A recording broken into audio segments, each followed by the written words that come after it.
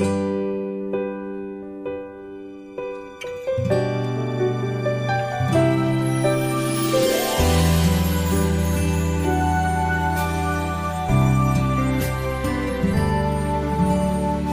pa rin makapaniwala sa lahat ng nangyayari.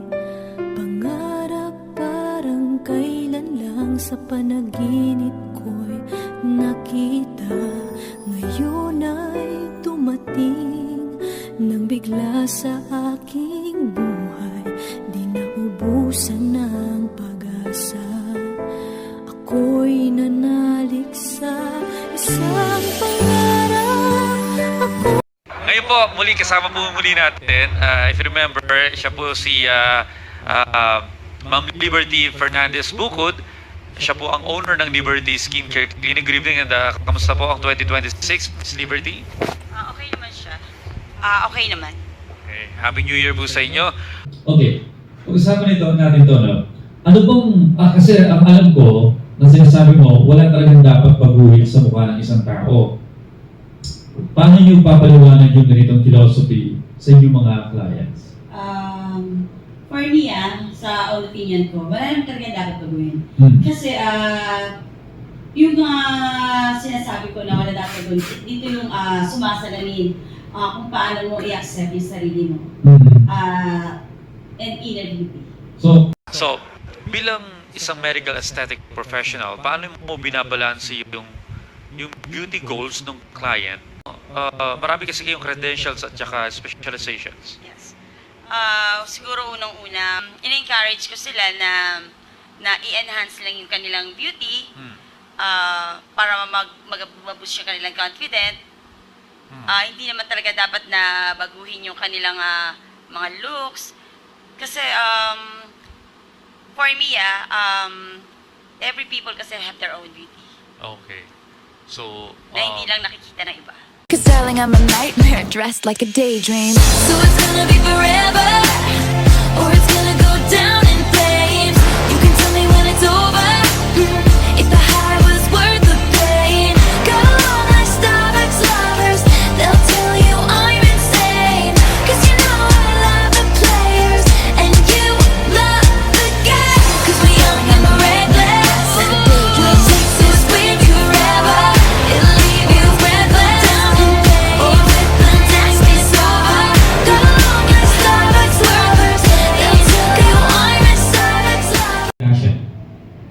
Boobs, malaki puwet, malaki lips, malaking cheekbones, lahat eh.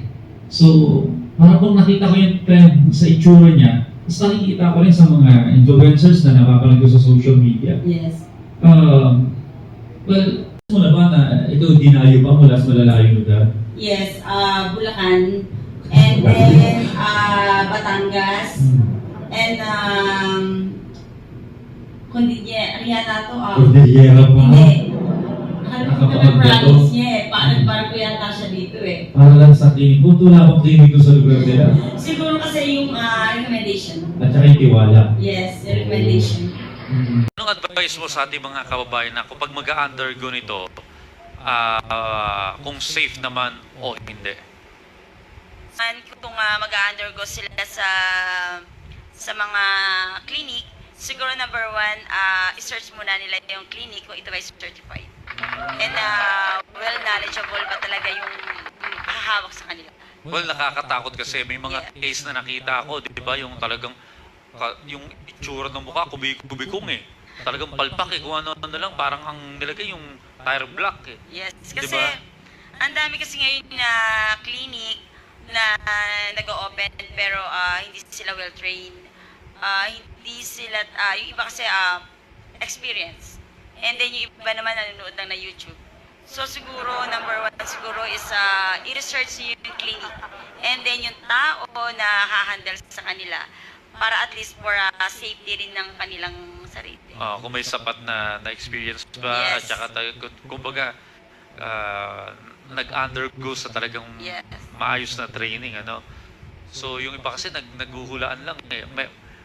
Sige nga, ako. Mag-sample tayo dito. Ilan taon na ako? Sa ano? May wild kids. It's okay, hindi ako sasaktan. Mga 40s. 40. Okay, bigyan mo ako ng example. Of course, mukha na ako 41. 41! Okay. Two weeks from now, 46 na po ako. Okay. So sa nakikita mo, may kailangan ba akong May tanong lang ako, personal question. Siya yung daughter mo, no? Anak mo, dalaga? O yung binata? Yung binata. Binata, okay. Ito bang mami mo, na-experience mo na ng personal, nililigawan siya? O may nakipagkilala sa kanya? Okay, ganun. Dyan sa may messenger ng Facebook page ninyo, may mga... Meron. Kasi nagdi-TikTok ka baka may nagme-message sa'yo. Actually, marami. Pero, hindi ko sila sinisin. Okay, magpaganda muna sila, maging client muna sila. Di ba? Okay, again, pakita natin yung Facebook page. Ayan. So, sa mga gusto, no, beauty industry na mga negosyo, anong ma-advise mo sa kanila? Siguro, doon sa mga gustong pumasok sa beauty industry or mga aesthetic, number one, kailangan gusto mo yung ginagawa mo. Kasi kung papasukin mo yung business na yon dahil gusto mo lang sumabay sa trend, pero hindi yun yung gusto mo, siguro wag mo na lang pasukin. Oh. Number one, kasi kailangan mahal mo yung trabaho mo, mahal mo yung ginagawa mo. Kasi pag gusto mo yung ginagawa mo, may enjoy mo yung sarili mo. Alright. Ngayon, paalam mo sa ating mga kababayan, ang clinic mo ay nasa Baras Rizal or Antipolo? Morong Rizal Station. So okay, sa Morong Rizal. Pakianaw sa kanila sa mga gustong mga kababayan natin na gusto subukan yung beauty enhancement. Ito, makikita natin yung Facebook page ninyo, no? Professional Medical Attestation Liberties Skincare Clinic. Ayan. Pwede bang mag-message sa inyo at may sumasagot naman? Yes, actually ako yung sumasagot dyan sa page.